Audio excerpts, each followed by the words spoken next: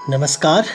आज की इस वीडियो में हम जानेंगे अनुस्वार और अनुनासिक के बारे में।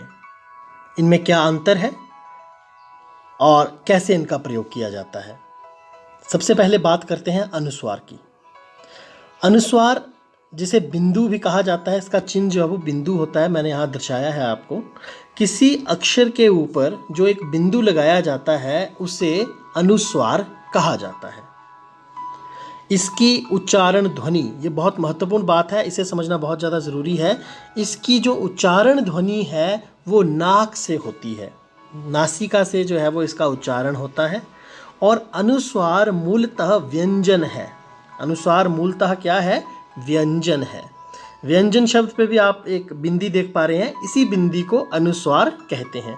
अक्सर हम अनुस्वार और अनुनासिक में बहुत ज़्यादा दुविधा में पड़ जाते हैं। तो समझने की बात है कि अनुस्वार जो है वो व्यंजन है मूल रूप में। इसकी जो उच्चारण ध्वनि है वो नाक से है और इसका चिन्ह जो है वो बिंदु है। जैसे उदाहरण के लिए मैं आपको बताता हूँ, कंगन, कंकड़, ये महत्वपूर्ण बात है।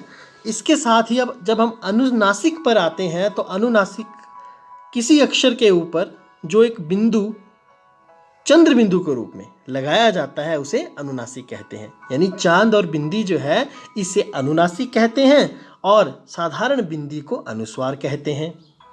अब इसकी जो उच्चारण ध्वनि है वो नाक और मुख दोनों से होती है। ये सबसे बड़ी ध्यान देने वाली बात है कि नाक और मुख से जो है वो अनुनासिक की उच्चारण ध्वनि होती है। और अनुनासिक मूलतः स्वर है। जैसे अनुस्वार मूलतः व्यंजन है, ठीक उसी प्रकार अनुनासिक जो है वो मूलतः स्वर है।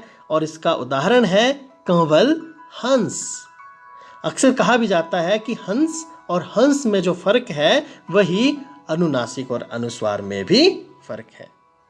देखिए, इस हंस का अर्थ अलग है और उस हंस का अर्थ अलग है। अनुनासिक और अनुस्वार से किस प्रकार से अर्थ में परिवर्तन आता है वो आप देख सकते हैं। एक में जहाँ हंस, हंसना एक क्रिया को दर्शा रहा है, तो वहीं दूसरी ओर हंस जो है वो हंस एक पक्षी को दर्शा रहा है।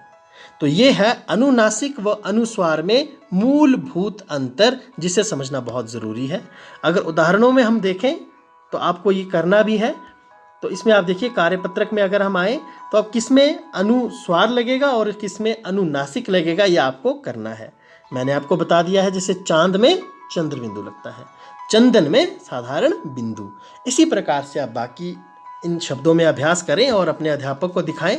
अपनी पाठ्य पुस्तक की सहायता लें, इस वीडियो की सहायता लें यदि समझ ना आए तो। धन्यवाद। जय हिंद।